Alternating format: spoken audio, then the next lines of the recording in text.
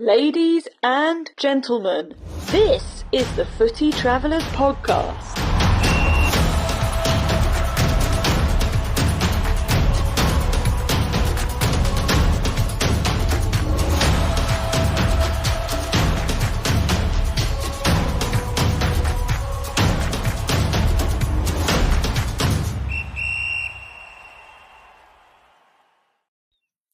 I had been the chairman of the Manchester City Supporter Club in Washington, D.C., the Capital City Blues, for a number of years, and had decided to retire from that arduous position.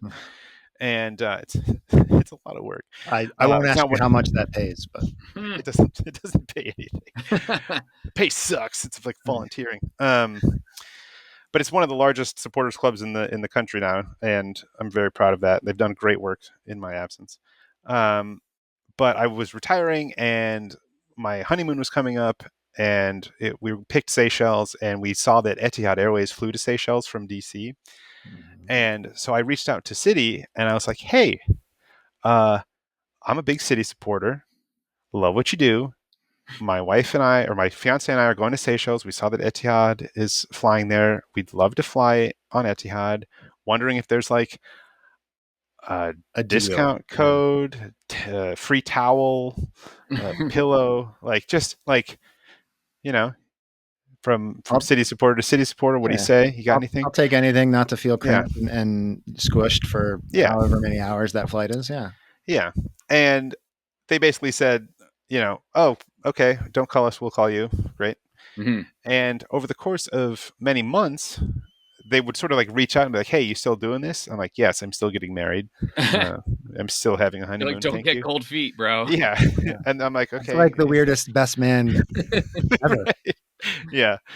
And like, it was just this weird sort of like, okay, well, we're all on holiday, but we just wanted to make sure. I'm like, okay, cool. All right. And then it would be like kind of radio silence. And then they were like, hey, we want to have a call with you.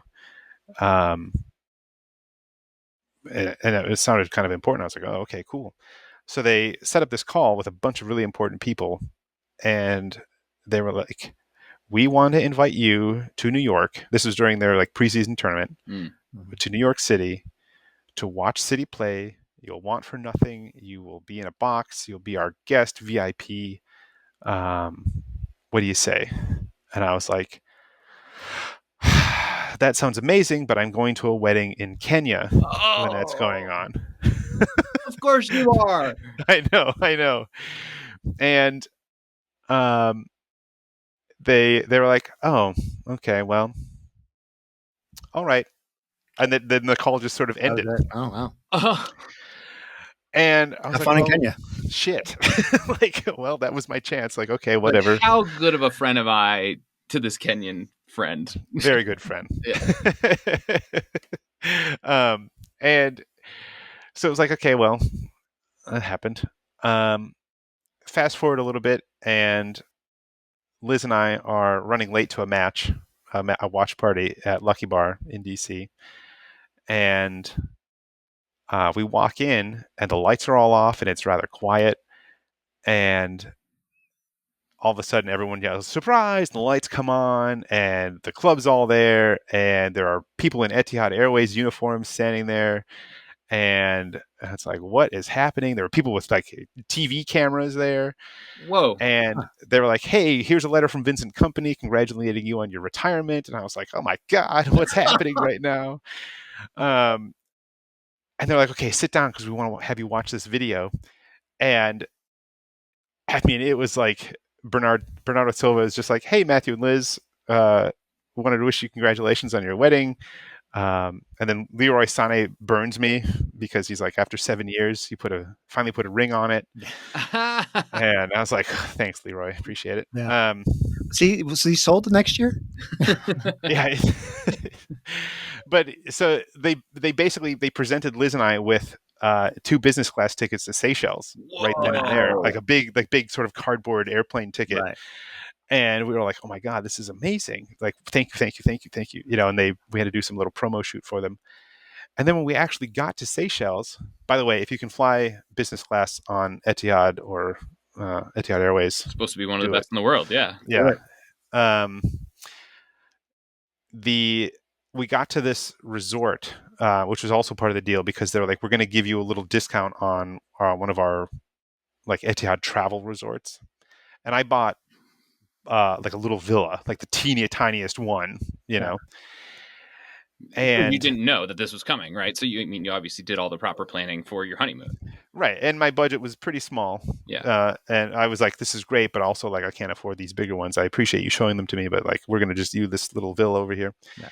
And when we got to this place on Silhouette Island, which is like this little private-ish island, they pulled us aside, or they pulled us out of the crowd, and they were like, okay, here's your golf cart. And everybody else got on another golf cart and were taking off to their things. And we were going down the path, and they were like, you know, this is this, and they're sort of giving us the tour. And as we were driving, the villas were getting bigger and bigger and bigger and bigger. And then they pulled up and they stopped in front of this like massive bungalow villa thing. And we're like, okay. And they're like, and here you are. This is your place. And I was like, this is not what I paid for. They're like, no, this is the one below what we allow heads of state to stay in. And I was like, what? Wow. You're like, I don't have heads of state money to pay for this. Right. Yeah. What did I sign? Yeah. So we open up the door. Liz, who are you? And we open up the door to this beautiful villa, and on the pool deck, which has its own private pool, is the Premier League trophy. Whoa. And the League Cup just sitting there. Oh my gosh. On the deck. Can you touch it? I asked. I wasn't allowed to touch it. Yeah. Oh. But it's just right there. And by itself, just like sitting, like as it's like sunbathing. Basically, yeah. I mean, it had its like little handlers standing next to it, but it was just like, there's video of me walking in and just going like, what? Like, just nuts. Even a trophy has to take a vacation, I guess. I don't know. Yeah. Wow. So it was making a little short stop from, I think it was in Singapore, and it was on its way to Abu Dhabi, and they were sort of like, oh yeah, we'll just stop in Seychelles and just do a little like, you know, pit stop here. That wouldn't be a bad job. Whoever's in charge of transporting that trophy all over the world. For real. That's one way to travel. You know, trophy security guys are the coolest people on the planet. Yeah. I've been lucky enough to hang out with the trophy security guys from City and the trophy security guys from Bayer Leverkusen. Oh, wow. They're like the coolest people. Wow. That's a subtle flex. Yeah. Oh, I've been mascots for football clubs. I'm just going to say. Okay. That's awesome. If there's anyone out there who probably deserves to be and just should be overall, I think it's Matthew Eide from Far Away Football. So that was your villa. So to finalize it, that was your villa. They covered your villa, or you were there just to look at the trophy and then they that was it. That was what we stayed in. We stayed in this gorgeous villa. We didn't get to stay with the trophy the whole time, but they set up the trophy in the dance club for like a night, and then they set it up by the pool for a while. But at the club, all the German tourists were like, "What is this trophy doing here? Why is this here?" That's amazing. We didn't like, this. You know, some clubs have disco balls, some have Premier League trophies, and it was just like a out of body experience to just like, oh yeah, that's here because of me. I think, like, I don't know, all the staff just thought we were like huge celebrities, and like, no, we're just dopes from the U.S. Hey. Well, that is an incredible story. I did not see that coming. Shout out City, the only club in Manchester. Yeah. I don't have an issue with that. That's fine. Not at all. Well, maybe on our trip in November that bleeds into December, we'll have a story that comes maybe a tenth of the way there. Oh, I was going to say maybe we should name drop Matthew's name. Or maybe that'd get us something special. Good idea. Let's talk. Well, until we do talk next time, Matthew, this has been absolutely fantastic. It's been great to bring our conversation offline and at least, face to face here. Definitely. And hopefully in person real soon. So I hope so. Just want to thank you, Mike, for being here. Thanks. Thank you all for watching on YouTube. Listeners, thank you for tuning in wherever you're getting this podcast. And maybe just one more invitation to join us in person yourselves this November and December in London and/or Wrexham.